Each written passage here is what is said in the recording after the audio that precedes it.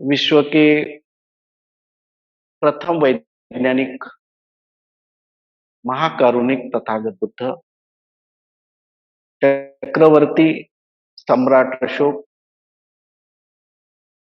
संसार के ज्ञान के प्रतीक विश्व रत्न,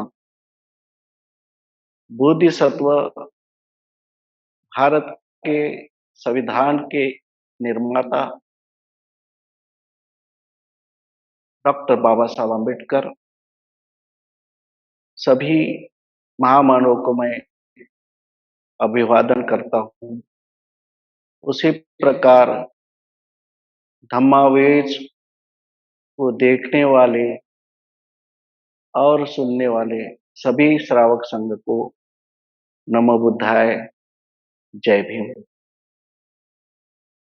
आज का जो विषय दिया है बुद्ध धम्म और सामाजिक समता समानता। तथागत बुद्ध ने कहा कि जो जन्म होता है, मनुष्य पैदा होता है, तो हर मनुष्य असमान होता है। कोई भी मनुष्य की जो फिंगरप्रिंट लेते हैं वो एक जैसी पूरे विश्व में आपको नहीं मिलेगी।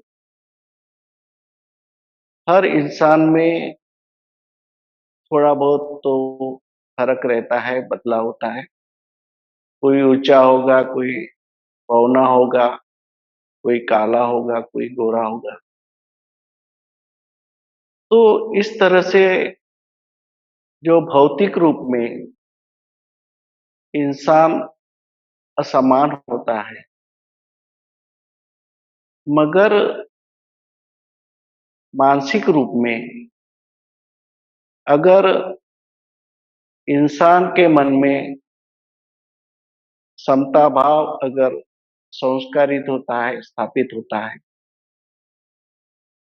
मन में समचित्तता, इक्वामिटी अगर स्थापित होती है, तो आदमी भौतिक रूप में असमान होने के बावजूद भी वो हर किसी से समानता के तत्व पर हर किसी को स्वतंत्रता दे सकता है, हर किसी को के साथ में बंधुभाव से व्यवहार कर सकता है और वो किसी पे अन्याय न करते हुए सबको न्याय दे सकता है। तो ये जो समता, स्वातंत्र, बंधुभाव और न्याय, मैत्री, इनका मुख्य केंद्र बिंदु है मन में समता भाव निर्माण करना। मन में समता भाव निर्माण करना। जब सिद्धार्थ गौतम जब संबोधि प्राप्ति के लिए जब वो चिंतन करने लगे, तो तीसरे हफ्ते में चिंतन करते समय उनके चित्त में, उनके मन में जब समचित्तता निर्माण हुई, समता भाव निर्माण हुआ और समता भाव के साथ मन की जागृत अवस्था निर्माण हुई, अवेकनेस चित्त में निर्माण हुआ, सम्यक माइंडफुलनेस निर्माण हुआ, तभी उनको एहसास हुआ मध्यम मार्ग का, एहसास हुआ मध्यम मार्ग का। उन्होंने उसी समय जाना कि जीवन के दो शोर होते हैं, वो हानिकारक होते हैं और इंसान जीवन के जो एक्सट्रीम दो वो छोड़ के मध्यम मार्ग से चलता है तो वो पंचशील अष्टांगिक मार्ग और 10 पारमिता को पूरा कर सकता है। तो इसी प्रकार हर एक व्यक्ति के मन में समता भाव निर्माण करने की हमें कोशिश करना चाहिए। चाहे हमारा विरोधक हो तो भी हमें प्रयास करने में कोई हरकत नहीं कि उसके भी मन में विचारों में परिवर्तन हो सकता है। इसलिए हमें समता भाव निर्माण करने की कोशिश करना चाहिए। जब हम देखते हैं कि जो पुराना जो हमारे समाज के साथ व्यवहार था, ओल्ड फिलोसॉफिकल जो व्यवस्था थी, पुरानी व्यवस्था थी, वो हमारे साथ गैर बराबरी की थी, असमानता की थी। मनुष्य मनुष्य का शोषण करता था, डिस्क्रिमिनेशन था और शोषण भी था। तो इस व्यवस्था को इस व्यवस्था में परिवर्तन करने के लिए हमारे महामानवों ने प्रयास किया।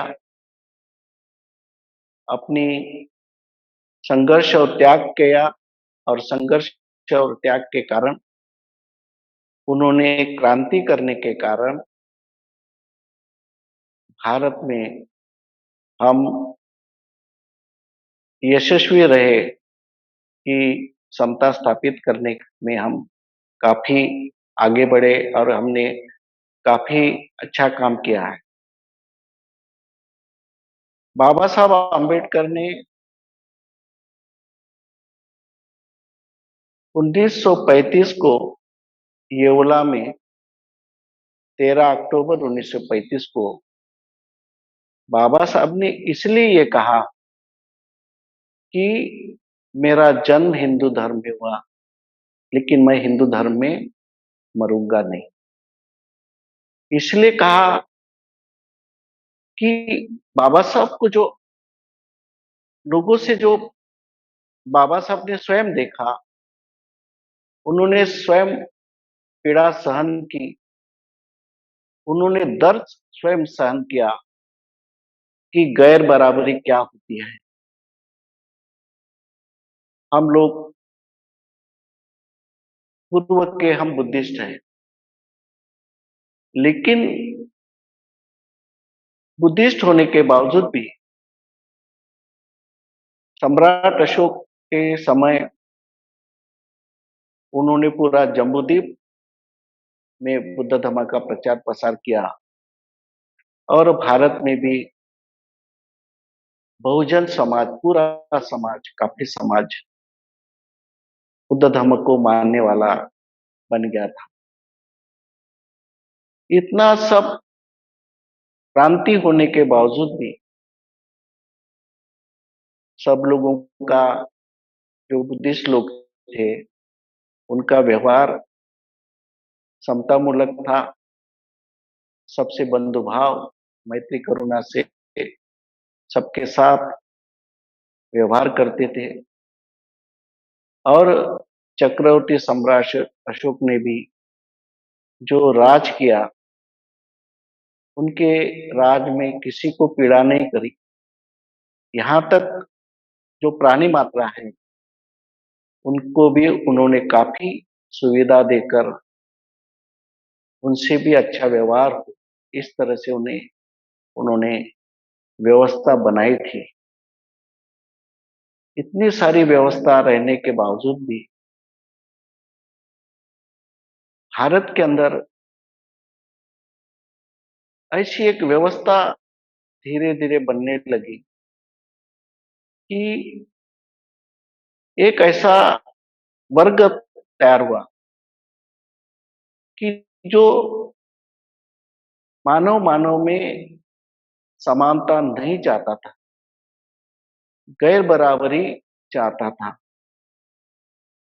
वो इसलिए चाहता था कि वो शोषण करना चाहता था। वो शोषक वर्ग था जो पूरे समाज का शोषण करना चाहता था। इसलिए वो समाज में मनुष्य मनुष्य में समानता पसंद नहीं करता था, बराबरी पसंद नहीं करता था। और ऐसे एक वैचारिक वर्ग समूह ने जब उनको उनके हाथ में अधिकार प्राप्त हुए, उनके हाथ में सत्ता स्थापित हुई, तब उन्होंने भारत के अंदर इस तरह से षड्यंत्र किया कि एक तरफ बुद्धिस्ट लोगों को उन्होंने जो वैचारिक दर्जा था, वैचारिक जो लेवल थी, जो कॉमन मॉडल और कॉमन स्टैंडर्ड से चलते थे, उन्होंने उन्होंने फूट डाली और बुद्ध धर्म में भी सम्राट अशोक के तक ऐसे 18 18 पंथ बुद्ध धर्म में निर्माण हो गए थे कि इस कारण तथागत बुद्ध कहते हैं कि संघ में अगर फूट निर्माण हुई तो उससे ज्यादा फर्क निर्माण नहीं होता है। जैसे भिक्खु संघ है, अलग अलग प्रकार से काम करता है, अलग अलग देशों में काम करता है, भारत में भी अलग अलग पहलू पर भिक्खु संघ काम करता है। तो उससे धम्म पर कोई फर्क निर्माण नहीं होता है। लेकिन जिस दिन जो धम्म है, जो विचार है, अगर विचार में एक फूट निर्माण हुई, विचार अलग अलग विचार को रखने वाले अगर लोग पैदा हुए, different model and different standard, अलग अलग नेतृत्व करने वाले और अलग अलग विचारधारा निर्माण करने वाले लोग एक ही विचारधारा के अंदर से अगर ये डिफरेंसेस, विचारों में डिफरेंस निर्माण हुआ तो धम्म को हानि होगी, विचारों को हानि पहुंच जाती है।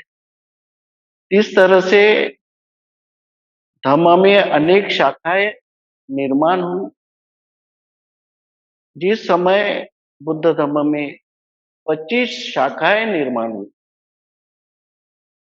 तब एक तो राजाश्रय विपरीत था, बुद्ध धर्म के विपरीत था। दूसरी बात, इस तरह से षड्यंत्र किया गया कि बुद्ध धर्म की 25 शाखाएं, अलग अलग शाखाएं निर्माण होती गई। तो इसलिए बुद्ध धर्म का ये भी एक प्रमुख कारण रहा है। दूसरी बात, तथागत बुद्ध कहते हैं कि जब समाज में वर्ग संघर्ष निर्माण होता है, जिसको कहते हैं क्लास कॉन्फ्लिक्ट, वर्ग संघर्ष निर्माण होता है, तो ये बहुत ही हानिकारक है। उदयन धामा में बाबा साहब लिखते हैं कि क्लास कॉन्फ्लिक्ट, वर्ग संघर्ष, it is the main root of suffering. जो समस्या है, दुख है, उनका मेन मूल है, उसकी जड़ है वर्ग संघर्ष। वर्ग संघर्ष और वर्ण संघर्ष जातीय संघर्ष it is the different thing, ये अलग अलग चीजें हैं। वर्ग संघर्ष का मतलब है कि एक ही जाति में, एक ही परिवार में, भाई बहन में, भाई भाई में, अपने रिश्तेदारों में जब अलग अलग विचारों के लोग निर्माण होते हैं और वो जब आपस में टकराव होता है, वैचारिक द्वंद्व शुरू होता है, तो उससे कलह निर्माण होता है और वही वर्ग संघर्ष का रूप धारण करता है। और यही वर्ग संघर्ष जो है सोशल कॉन्फ्लिक्ट, सामाजिक समस्या को भी आगे बढ़ाता है, सामाजिक समस्या भी निर्माण करता है। इसलिए जब हम सिद्धार्थ गौतम की बात करें, जब सिद्धार्थ गौतम ने कपिल वस्तु छोड़ा, उसके बाद में जब राजगुरु आए, तो राजगुरु आने के बाद उनको 5 लोग मिले, 5 पारिवारिक, कौटिल्य, वप्प, भट्ट, अस्सजी और राम, महानाम, ये 5 लोग मिले। जब सिद्धार्थ गौतम की पर्सनैलिटी, व्यक्तिमत्व देखकर उन्होंने बड़ा आश्चर्य हुआ उनको कि इतना अच्छा व्यक्तिमत्व जो सुंदर है, एक राजपुत्र के जैसा व्यक्तिमत्व है, इतना अच्छा व्यक्तिमत्व होने के बावजूद भी ये सन्यासी क्यों बने? उनके मन में प्रश्न निर्माण हुआ और उन्होंने पूछा आखिरी, क्या आप ये सन्यासी क्यों बने? आपका व्यक्तिमत्व तो एक राजकुमार जैसा है। तब सिद्धार्थ गौतम ने उनको पूरी बात समझाई कि कुल्य और शाक्य में जो विवाद निर्माण हुआ, तो मैं समझौता के पक्ष में था और सेनापति का जो पक्ष था वो युद्ध पक्ष में सेनापति था। लेकिन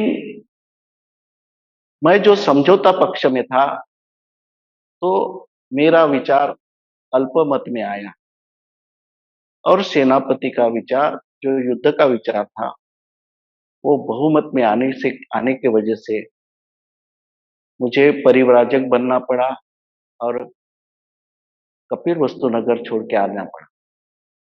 तो उसके बाद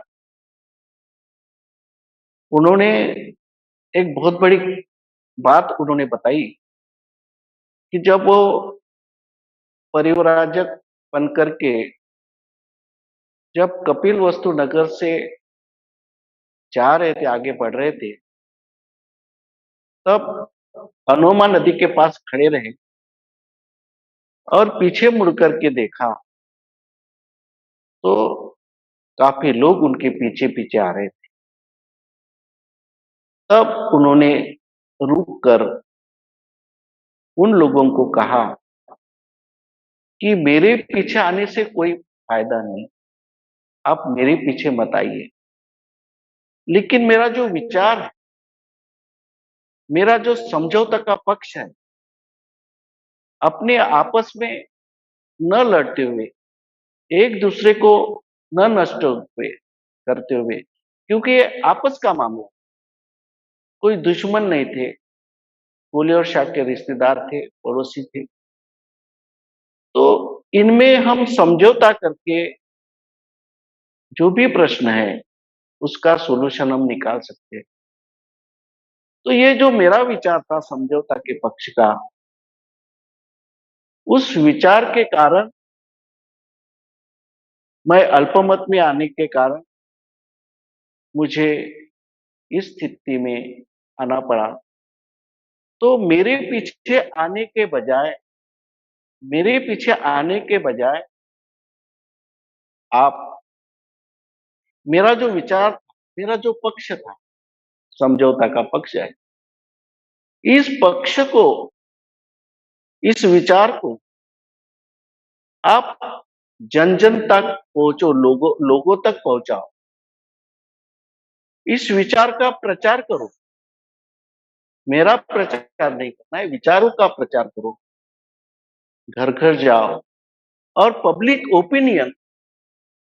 पब्लिक का मत मेरे विचारों के फेवरेबल करो। तब कुछ न कुछ परिवर्तन हो सकता है।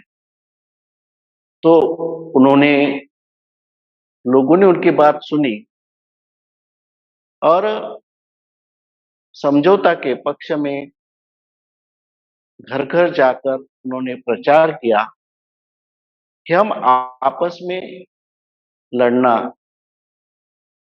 ये हमारे लिए हानिकारक है। हम समझौता के पक्ष में काम करें। जन जागृति की, लोगों तक गए, घर-घर गए और लोगों को समझाया कि भाई-भाई में, बहन-भाई में ये युद्ध ठीक नहीं है। तो लोगों ने यही काम किया और जब ये काम पूरा होने के बाद लोगों ने आंदोलन किया और आंदोलन करके पूरी तरह से एक वैचारिक पावर निर्माण किया। उसके बाद ये सेनापति को फिर से तत्काल बैठक लेना पड़ा, सभा बुलाना पड़ा और उस सभा में सिद्धार्थ गौतम नहीं रहने के बावजूद भी सिद्धार्थ गौतम का विचार, समझौता का पक्ष, मैत्री भाव और बंधु भाव का पक्ष विजयी हुआ और युद्ध रुक गया। तो ये बात सिद्धार्थ गौतम को बताई जाती कि आपको पता नहीं, आप कभी उसके बाद में कपिलवस्तु नगर छोड़ने के बाद फिर कभी आपने आपने इसका पता लगाया नहीं कि क्या चल रहा है? तो बोले मुझे तो कुछ पता ही नहीं। नहीं बोले अभी तो युद्ध नहीं होगा, युद्ध की भावना खत्म हो गई, वातावरण शांत हो गया, आपस में मिल गए वो। उन्होंने एक समिति स्थापन की और उस समिति को अधिकार दिया कि रोहिणी नदी का बंटवारा करे।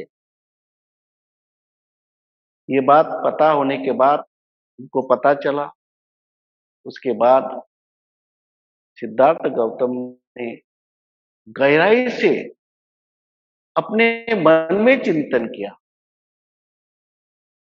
अपने विचारों पे कंसंट्रेशन करके चिंतन किया कि क्या मैं फिर वापस चले जाऊं कपिलवस्तु में, अपने पिताजी के पास, माताजी के पास, अपनी पत्नी और बच्चे के साथ चले जाऊं, रहूं। तो उन्होंने अपने मन में पूछा। बुद्ध हमें हमेशा अपने मन को पूछते थे। उनका अपने चित्त पर, अपने मन पर, अपने विचारों पे इतना विश्वास था, हर बार अपने मन को पूछते थे, क्या मैं वापस जाऊं? क्या वापस जाना ठीक रहेगा? तब उनके चित्त ने ही उनको जवाब दिया कि नहीं, ये तो रोहिणी नदी के जल के बंटवारा का जो कलह था वो छोटा था। युद्ध की भूमिका छोटी है क्योंकि युद्ध तो 10 साल में एक आधी बार होता है, कभी-कभार होता है। लेकिन जो घर-घर में कलह है, समाज के अंदर कलह है, रिश्तेदारों में कलह है, भाई-भाइयों में कलह है, ये निरंतर चलते रहता है और उससे समाज दुखी होता है, परिवार दुखी होता है और मानव दुखी होता है। इसलिए इस समस्या का हल आपको ढूँढ के निकालना पड़ेगा और इसीलिए फिर उन्होंने वापस घर न जाते हुए अपने परिव्राजक को जो आगे बढ़ाया और फिर दुःख मुक्ति के कारण और दुःख मुक्ति का मार्ग क्या है, पता लगाने के लिए आगे उन्होंने बहुत काम किया। कहने का मतलब ये है कि हम सही मायने में हमें समझने की आवश्यकता है कि what is the roots of our problem, our suffering. हम सभी टाल देते हैं, ये नहीं ये इनके वजह से हो रहा है, ये पीड़ा जो है उनके वजह से हो रही है। वो तो ठीक है, एक प्रमुख कारण है, लेकिन ये सबसे बड़ा कारण है जो हमेशा होता है। तो अगर हमारे आपस में मन में भाईचारा मन में समता भाव निर्माण, तो बहुत ही समस्या का बहुत जितनी भी समस्या है उसका हल निकाल सकते हैं और हम समतामूलक समाज निर्माण कर सकते हैं। जी, बिल्कुल। जी। और आगे मैं अपनी बात को बढ़ाते हुए, ये तो समता मूलक समाज का विचार हुआ धम्म के माध्यम से। दूसरा विचार है कि बाबा साहब आम्बेडकर ने 31 मई 1936 को मुंबई में एक परिषद ली और वो भी धर्म परिवर्तन के संबंध में परिषद ली और उन्होंने ये बात कही कि हम अगर इसी धर्म में रहे तो ये धर्म वर्ण व्यवस्था को मानता है, जाति व्यवस्था को मानता है, तो हमारा शोषण हमेशा होते रहेगा। इसलिए हमें धर्म परिवर्तन करने की आवश्यकता है। उन्होंने एक अच्छी बात कही वहां पर, लिखी है, वो किताब भी है, मुक्ति कौन पथे, एक किताब है जो उनके स्पीच का जो किताब के रूप में निर्माण हुआ है। तो उन्होंने ये बात कही, जिस समाज में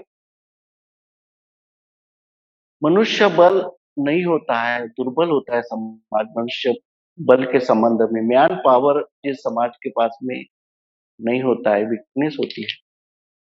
जिस समाज में इकोनॉमिकल पावर वीकनेस होता है, दुर्बल होता है, जिस समाज में मानसिक बल मेंटल पावर दुर्बल होता है और जिस समाज का कल्चर पावर सांस्कृतिक सभ्यता पावर कमजोर होता है, जिसको किसी प्रकार की सभ्यता नहीं होती, उस पर हमेशा अन्याय अत्याचार होता है, उसके ऊपर हमेशा शोषण होता है।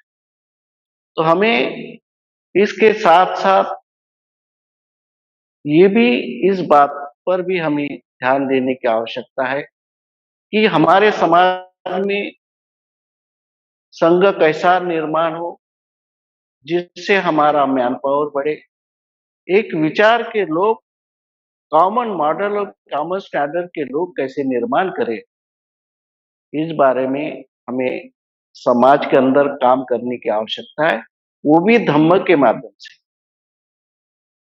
दूसरी बात जो आर्थिक सामर्थ्य कहते हैं, इकोनॉमिकल पावर समाज के अंदर कैसा निर्माण करे, इसके बारे में भी जैसे एक अच्छा, एक श्रेष्ठ जो धम्म के विचार का उत्पादक हो,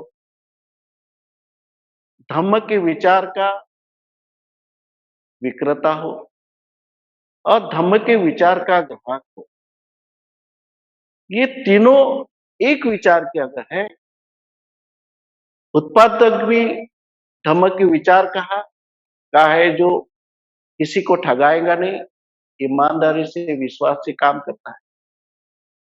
जो विक्रेता है, जो डीलिंग करता है, डीलर्स है, वो भी विश्वासु हो, वो भी धम्म के माध्यम से काम करने वाला हो, किसी को ठगाएगा नहीं, फँसाएगा नहीं। और जो ग्राहक है, वो ग्राहक भी उसी विचार के हो, धर्म के विचार के हो, जो किसी को ठगाने वाले नहीं, किसी को फँसाने वाले। अगर ये पूरी चैनल अगर हम धर्म के माध्यम से निर्माण करते हैं, तो अभी तो सर्विस जो भारत के अंदर तो बहुत जो गवर्नमेंट जॉब है उसके चांसेस बहुत कम हैं। तो अभी हमें व्यवसाय, व्यापार इसमें आगे बढ़ने की ज़रूरत है, ताकि हमारा समाज सामर्थ्यशाली बने। तो इसके बारे में भी समाज में चिंतन हो, विचार हो। तीसरी बात जो है मेंटल पावर, मानसिक सामर्थ्य।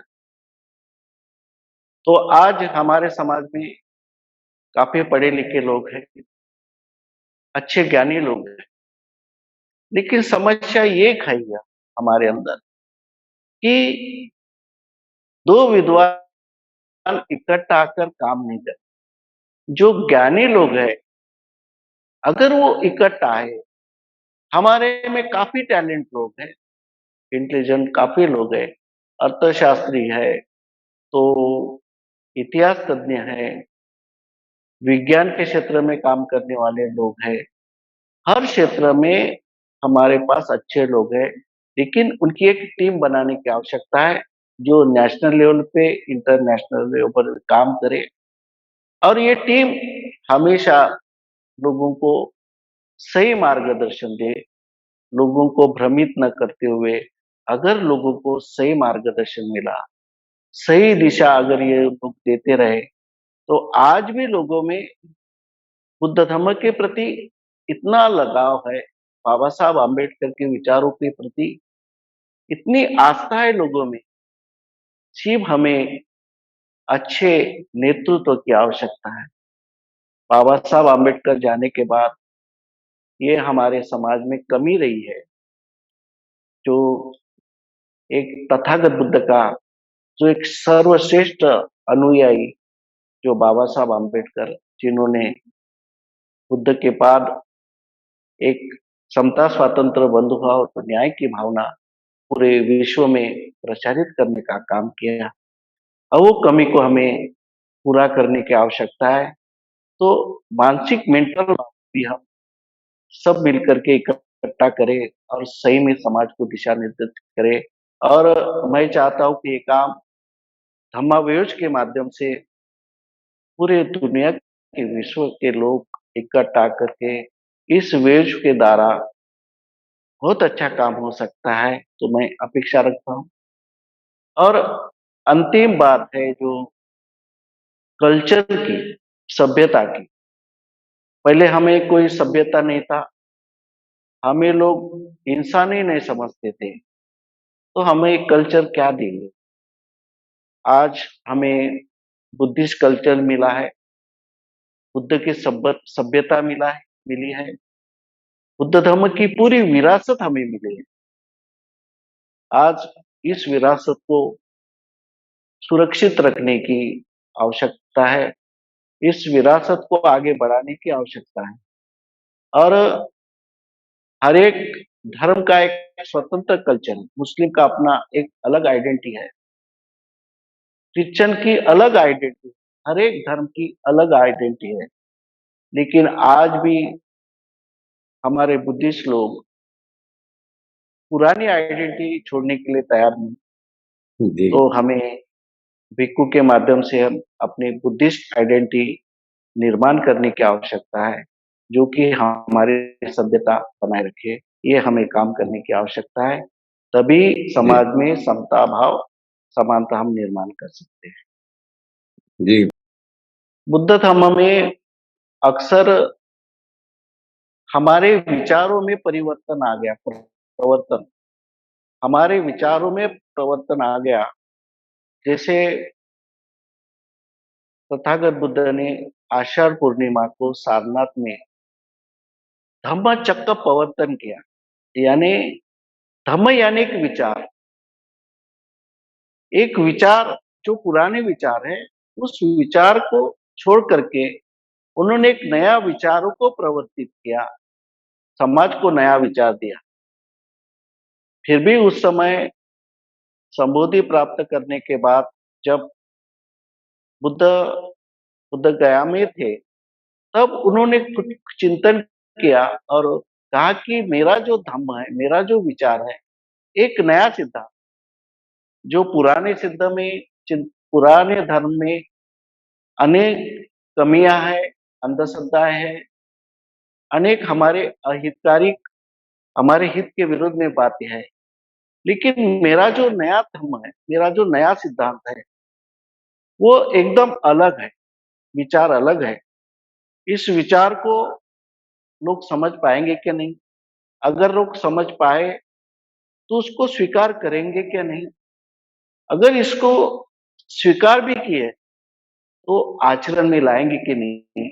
ये उसी समय इस पे चिंतन किया और कुछ दिन के लिए, कुछ समय के लिए बुद्ध में एक निष्क्रियता पैदा हुई कि मैंने इतने मेहनत से धम्म का डिस्कवरी किया, लेकिन अगर लोग इसका आचरण नहीं करेंगे तो इतनी जो मैंने मेहनत की, कड़ाई से मैंने जो परिश्रम किया, ये मेरा परिश्रम व्यर्थ हो सकता है। थोड़ी निष्क्रियता पैदा हुई, लेकिन उन्होंने फिर से अपने चिंतन किया, बहुत चिंतन किया और उन्होंने कहा नहीं, कुछ लोग अभी भी दुखी है। क्यों दुखी है? अज्ञान के कारण दुखी है। अगर उनको ये सही ज्ञान मिला तो जो पतित है वो अच्छे मार्ग पे चलेंगे, जो दुखी है उनके दुख की समस्या दूर हो जाएंगी, जो उदास है वो खुश हो जाएंगे। इस तरह से ये सबके कल्याण के लिए, सबके हित के लिए एक सत्य पर आधारित, जो बुद्ध धर्म की एक सही पहचान जो है, बुद्ध धर्म में पूरा सत्य के ऊपर है। कोई इस पाखंड नहीं, कोई गलत ये नहीं, जो सत्य है हर चीज में सत्यता ढूंढ करके इस सत्य को लोगों के सामने प्रकाशित, लोगों के सामने रखना है। और यही है धम्म का प्रवर्तन, यानी अपने विचारों को लोगों तक पहुंचाना और उसका प्रवर्तन करना, लोगों के विचारों में बदलाव करना। हमारे चैनल बहुजन दस्तक को लाइक, शेयर, सब्सक्राइब देखना मत भूलिएगा। जय भीम, जय भारत, जय संविधान। नमो बुद्धाय। धन्यवाद। चैनल आर्थिक समस्या से गुजर रहा है। अगर आप बहुजन समाज में बाबा साहेब अम्बेडकर और तथागत बुद्ध की विचारधारा को अधिक से अधिक लोगों तक पहुंचाना चाहते हैं तो हमें आर्थिक सहयोग प्रदान करें, ताकि हम अपने चैनल के माध्यम से देश विदेश में समता, बंधुता, एकता और संवैधानिक अधिकारों को ज्यादा से ज्यादा लोगों तक पहुंचा सकें। आप अपनी सहायता राशि नीचे लिखे खाते में जमा करा सकते हैं। खाता धारक गौतम रत्ना, खाता संख्या 3169576865 IFSC कोड SBIN 0060336, बैंक भारतीय स्टेट बैंक। आप हमारे बैंक खाते का विवरण स्क्रीन पर भी देख सकते हैं। जय भीम, जय भीम।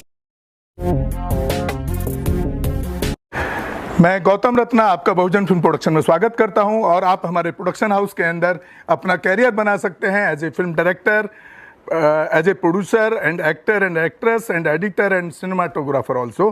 अगर आपको फिल्म से रिलेटेड कुछ भी प्रोजेक्ट आपको बनवाना है तो हमारे पास में पूरा सेटअप है, जिसमें फिल्म कैमरा है, शूटिंग लाइट्स है और एडिटिंग है। सारा A to Z एक ही जगह पर आपको हमारे यहाँ पर मिल जाएगा। तो दोस्तों आप हमें कांटेक्ट कर सकते हैं हमारे नंबर्स पर 9810085714 और 8510005714। हमारे वेबसाइट पे विजिट कर सकते हैं www.filmserviceindia.com और हमें मेल भी कर सकते हैं gautamfilmsproduction@gmail.com पर। धन्यवाद।